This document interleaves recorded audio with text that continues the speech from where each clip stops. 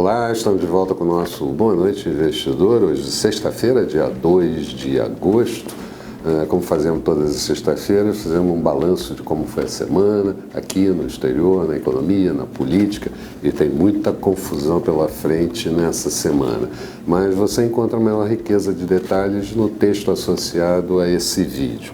A semana foi marcada por 3 eventos principais, globais, de grandes proporções, concentrados principalmente nas reuniões de bancos centrais. Os bancos centrais importantes do mundo fizeram reuniões durante a semana sobre política monetária, encontro entre os negociadores americanos e chineses para discutir o comércio bilateral e propriedade intelectual e também a divulgação de indicadores de atividade industrial para diferentes países.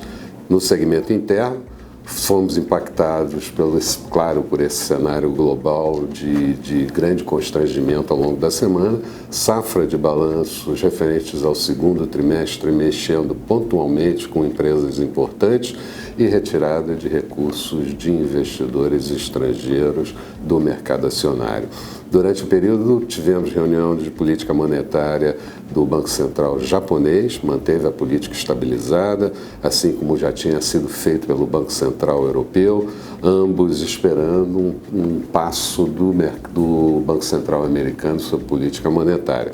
O Fed, então, fez a sua reunião nessa semana, reduziu a taxa de juros básica em 0,25 para o intervalo entre 2% e 2,25%, cortou também a taxa de refinanciamento, liberou excesso de compulsório, porém o efeito maior foi a coletiva do presidente Jerome Powell dizendo que aquilo não era um início de ciclo de redução da taxa de juros, mas apenas uma correção de rota. Isso acabou mexendo bem com os mercados que achavam que estava certamente iniciando um ciclo.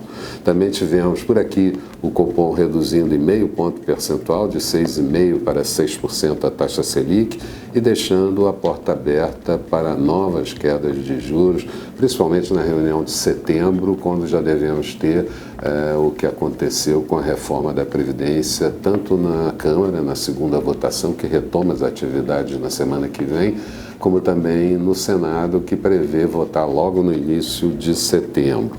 Tivemos também a inflação por aqui mostrando-se baixa, e isso é objeto para que o Copom utilizasse como resultado para a divulgação da queda da taxa de juros, e também as incertezas no cenário global, mas o Copom se mantém um pouco otimista com relação a isso.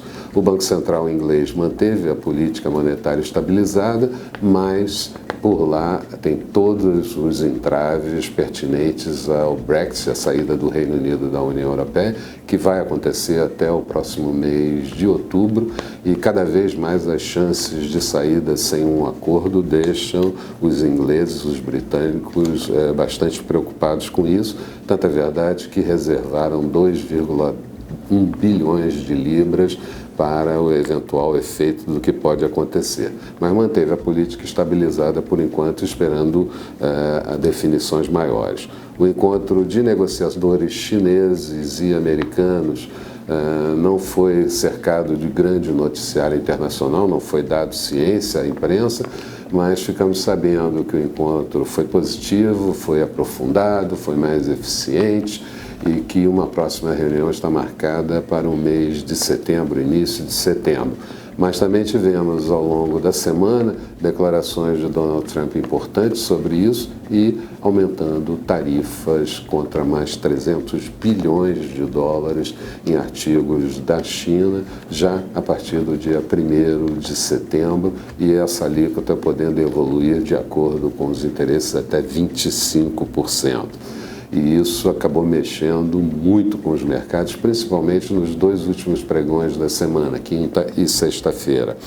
A semana também contemplou a divulgação de índices de atividade industrial para diferentes países, quase todos eles mostrando contração ou desaceleração da atividade industrial, quase todos abaixo de 50 pontos, o que indica contração da atividade, e o PMI dos Estados Unidos, esse sim, ainda um pouquinho acima dos 50 pontos, mostrando desaceleração, mas não contração da atividade.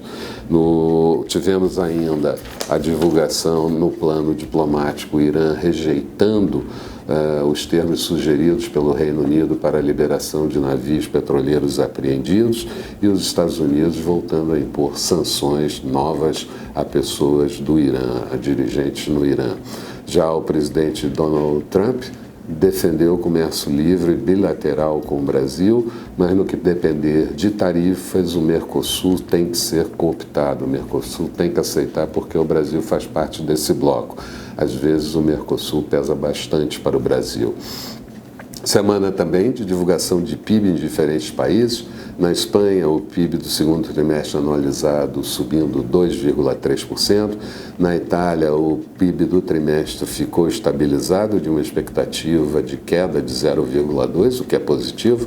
No México, o PIB expandindo em base anual 0,8%. Na zona do euro, PIB do segundo trimestre crescendo 0,2% e taxa anualizada de 1,15%. Nos Estados Unidos, o índice de atividade de Dallas subiu para 9,3 pontos em julho, estoques de petróleo encolhendo na semana anterior 8,5 milhões de barris, aliás, o petróleo teve grande volatilidade ao longo de todo o período, e o payroll, a criação de vagas no setor público e no setor privado americano no mês de julho, mostrando a criação de 164 mil vagas, mais ou menos dentro do que estava sendo previsto.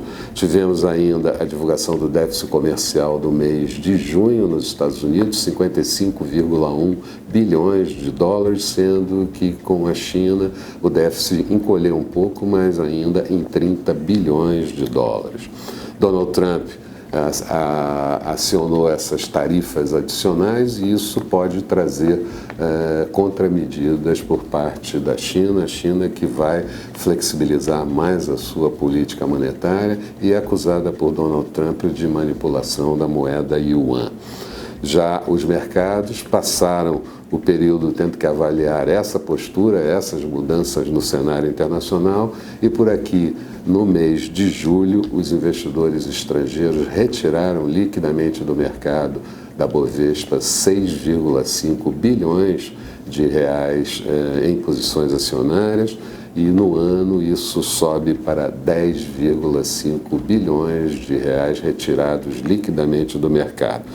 Mas ainda assim, a Bovespa encerrou o mês de julho com uma alta de 0,84% e no acumulado do ano mostrou alta de 15,84%. Falando de Brasil, safras de balanços do segundo trimestre mexeram bastante com algumas ações, depois que foram publicados, por exemplo, o balanço de Bradesco caiu bastante, o balanço de Itaú caiu bastante, caíram bastante as ações do Itaú, o balanço da Vale também provocou queda, junto com a queda do preço do minério no mercado internacional, e Petrobras, apesar de divulgar um balanço com lucro menor do que em igual período do ano passado, 5,2 bilhões de lucro, ainda assim conseguiu manter o mercado em alta na última sessão da semana, com uma alta de quase 4%, muito em função das expectativas e da melhora do conjunto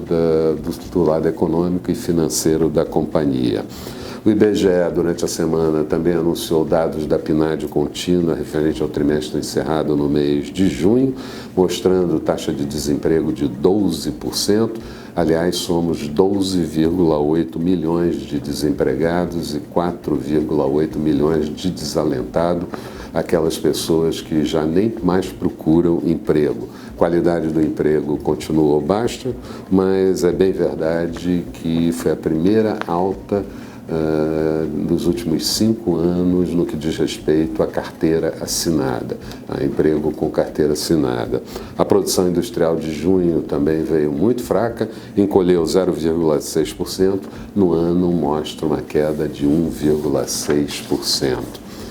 No comparativo com junho do ano passado, no trimestre de junho do ano passado, mostra queda de 3,5% para bens de capital, que é fundamental para preparar os próximos períodos. A Bovespa, resumindo, teve uma queda na semana de 0,16%, no último dia da semana uma alta de 0,54%, índice encerrando em 102.673 pontos. Na semana, o Dow Jones perdeu 2,6%, Nasdaq em queda de 3,9%, dólar encerrando a semana cotada a R$ 3,89, uma valorização de 3,15%, no último dia da semana, alta de 1,15%. Falando um pouco das perspectivas para o próximo período, as declarações de Donald Trump sobre tarifação adicional de produtos chineses em 10% para 300 bilhões embaralhou toda a expectativa com relação aos mercados de risco no mundo. A expectativa é de maior protecionismo internacional nas relações comerciais, demora na resolução dessas confusões entre China e Estados Unidos, eventualmente entrando pelo ano de 2020, e bancos centrais tendo que acelerar o afrouxamento da política monetária em função de todas as incertezas que reinam no mundo e desaceleração em países como China e na zona do euro, principalmente a Alemanha. Os mercados de risco vão ter certamente que achar um novo ponto de equilíbrio, mas enquanto isso não acontece, vamos ter volatilidade em praticamente todos os segmentos de mercados. Commodities, câmbio, taxa de juros, bolsas de valores, enfim, vai ter que se tomar muito cuidado com tudo isso, e isso, claro, afeta também o segmento local, com os mercados de risco por aqui. Será certamente preciso avaliar qual vai ser a postura agora dos Estados Unidos. Donald Trump continua muito duro com isso, e se a China pode também endurecer do outro lado.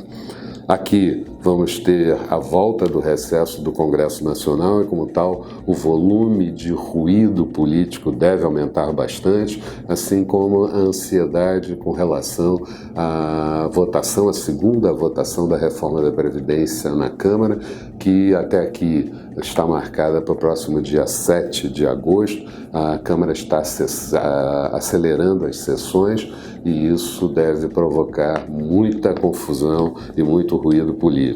E como vai ser o encaminhamento dessa questão também no Senado Federal? Os investidores vão ficar basicamente focados nisso, já que do lado da economia os indicadores são todos eles mais para o negativo do que positivo. Do ponto de vista da análise técnica, seria oportuno que conseguíssemos em algum momento passar o patamar dos 105 mil pontos, e a perda do patamar de 100.800 pontos poderia ocasionar uma aceleração da tendência de queda. Mas continuamos lembrando que é importante ver como vai permanecer o fluxo de capital dos investidores estrangeiros na Bovespa, porque esse pode ser determinante também do comportamento no dia a dia dos mercados. Eram essas as considerações que eu gostaria de fazer. Tenham todos um bom final de semana, e eu vou estar com vocês aqui segunda-feira bem cedo para o nosso Bom Dia Investidor. Até lá então.